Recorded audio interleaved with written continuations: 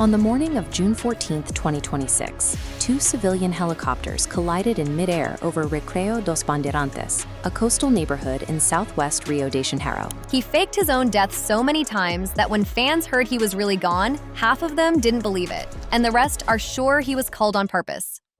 Let's get into it. Okay, before any of this, I need to be really clear about something because it matters more than the clicks. Oliver Tree is gone. That part is real.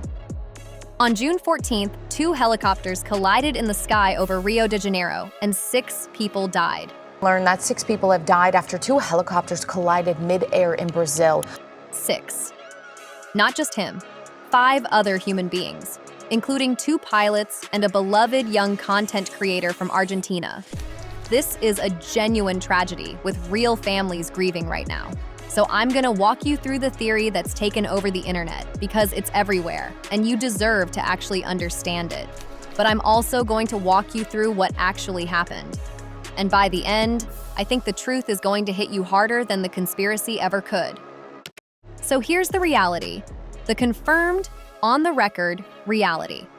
The morning of June 14th, just before 9 a.m., Oliver was in a Bell 206 helicopter over a coastal neighborhood in the southwest of Rio. 5 people in his chopper, him, the pilot, and 3 others.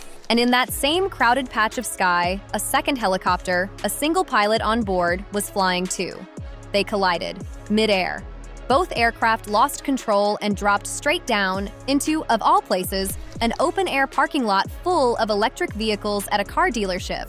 And this is where it turns into something out of a nightmare. The crash ruptured the fuel, the electric cars caught fire, and EV battery fires are notoriously almost impossible to put out. They burn hot, they reignite, they feed themselves. One of the helicopters crashed into an electric car, sparking a large fire. Around 20 vehicles went up. It took 45 firefighters to bring it under control. The fire was so severe that the victims couldn't be identified by sight. They needed DNA and dental records. Oliver wasn't even officially confirmed until 2 days later, on June 16th. That's how bad it was. The Brazilian Air Force's accident investigators took the case, working alongside the Civil Aviation Agency and Rio Police. A fire service spokesman, standing in the wreckage that first day, said parts of the aircraft were scattered hundreds of meters away, and that they'd need the recordings and the videos to understand exactly what happened. And from very early on, the leading hypothesis from the police on the ground was, and I'm quoting the investigator directly, they're looking at whether air traffic controllers or one of the pilots was responsible. In other words, human error, a mistake, in some of the most congested, dangerous airspace in the world. Hold on to that one because it matters later. And before we go anywhere near the theories, hold on to who else was in that sky. The other people who died were not extras in Oliver's story. One of them was a 23-year-old creator from Argentina, nearly 3 million followers. His death set off its own national mourning down there. There was a director, a music producer, and 2 experienced pilots. 6 whole lives, with 6 families, and Oliver himself was not a man winding down. He was in the middle of what he'd called the world's first world tour. 70 shows, 30 countries, all 7 continents, the biggest run of his life. He'd played São Paulo just 8 days earlier, and the day before he died, he posted a video of himself doing nothing but playing soccer in a Brazilian neighborhood, grinning. That's the man we're talking about. Keep him in your head while the internet tries to turn him into a riddle. Now, here's why this particular death broke the internet's brain. Because of who Oliver Tree was. If you didn't follow him, he wasn't just a musician. He was a professional troll, a performance artist. His entire career was built on absurd stunts, fake-outs, and elaborate lies told with a completely straight face. And the big one? He had, multiple times, faked his own death. Staged fake funerals. Posted dramatic, tearful final goodbyes as marketing for a tour or an album. He literally trained his audience for years to never believe him. He cried wolf so many times that when the wolf actually came, nobody could tell the difference. So when the headlines hit, the first instinct for a huge chunk of his fan base wasn't grief. It was, okay, what's the bit? When does he pop back up on a flying scooter? One person summed up the whiplash perfectly. There's no way he is dead. But it sinks in time and time again. He really is gone. That ache, that refusal, is the soil this whole thing grew out of. But it didn't stay, ha ha ha, he faked it.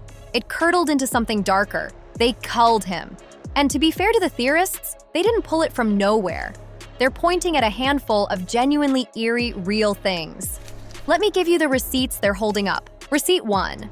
Just 7 weeks before he died, he sat down for an interview. In full costume, skin painted green like Shrek, classic Oliver. And he got weirdly specific about death. He laid out his entire will, on camera. He said when he dies, his family gets nothing, not a penny. The deal is his kids get college and that's it, and all of his money goes back to artists. 7 weeks. Before a fatal crash. People watched that back afterward and got chills. Receipt 2. Right around that same time, he'd just gone through a bitter public breakup with his record label. He said they'd tried to bury his final album, the one he'd traveled to all 7 continents to make. He fought his way out of the contract and put it out himself. So now, the theorists have a villain and a motive. A giant corporation, humiliated, losing control of their artist. Receipt 3. His own art. He filled his music videos with images of himself falling out of the sky, crashing, dying. The opening of one of his biggest songs is literally about falling to earth. After a fatal fall from the sky, that kind of thing hits very differently. And receipt 4, the one that detonated this from a niche fan theory into international news. The grieving father of one of the other victims, the young Argentine creator, went on national radio and said, point blank, that he didn't believe it was an accident. His words, "For me, it was an attack." It's been circulating on social media on Argentine and Brazilian television that Gaspar Prim Diaz, better known as Gaspi, has passed away. Now, that is a father drowning in the worst grief a person can feel, and I am not going to sit here and mock him for it. But when a grieving parent says that on a national broadcast, it pours rocket fuel on every theory online overnight. So those receipts braided together into 3 main theories, and I'll lay them out the way the internet tells them. Theory 1, the corporate hit.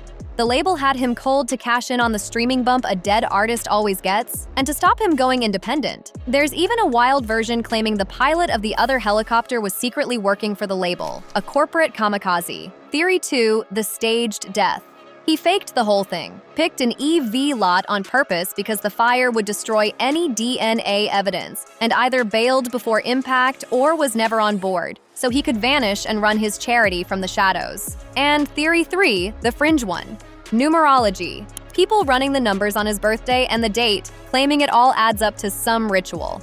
Okay, those are the theories. Now let me do the thing the algorithm doesn't actually want me to do. Let me check them against reality. Because here's the problem. Every single one of these falls apart the second you touch it with a real fact. Start with the airspace. A coordinated dual helicopter assassination sounds cinematic. The reality of flying over Rio is just grim and ordinary. It's some of the most congested helicopter airspace on the planet. And before Oliver's crash, in 2026 alone, Brazil had already logged 84 aircraft accidents, 25 deaths, before his helicopter ever left the ground. A crash there isn't a black swan event you need a conspiracy to explain. It's tragically common. Then look at the actual helicopter he was in. The registered owner of that aircraft had already been fined by Brazil's aviation authority back in 2025 because he refused to hand over maintenance records and flight logs to safety inspectors.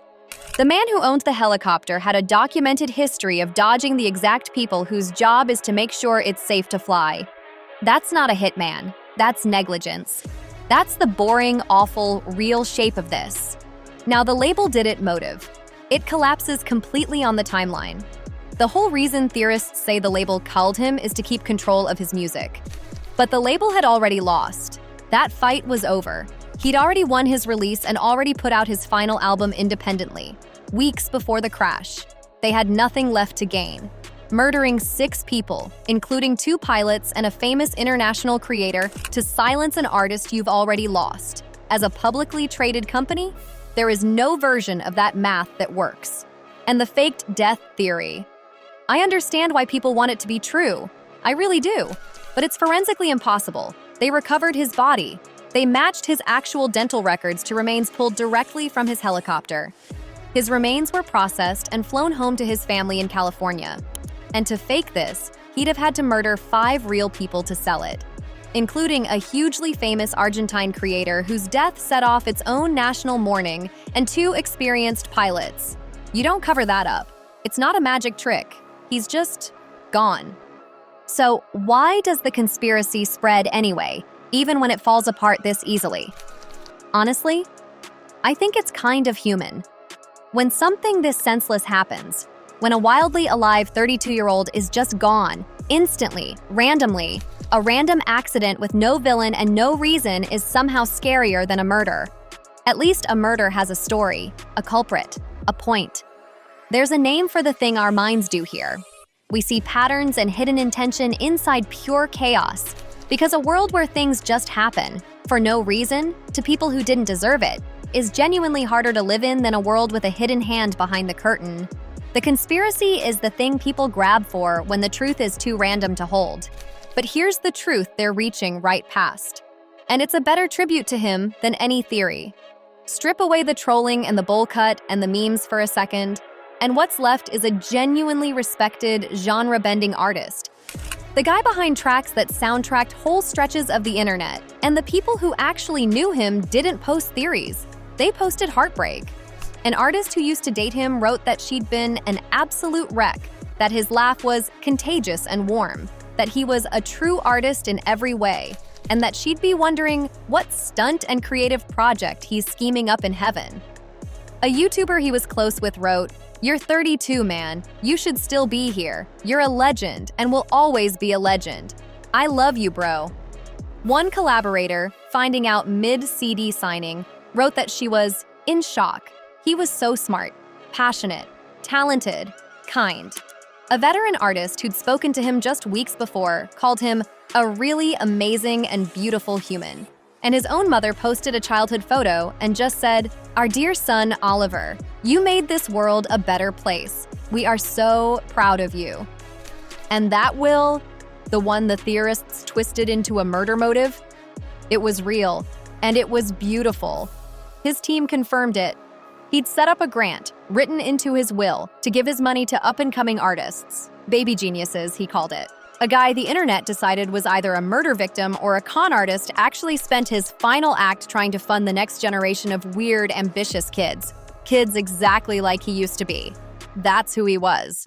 So no, I don't think they culled Oliver Tree. I think the truth is sadder and more ordinary than that. A brilliant, ridiculous, one-of-one human being got on a helicopter in a city with dangerous skies, and the worst, most random thing happened. And he deserves to be remembered as the artist he was, not as a riddle for the comments to solve.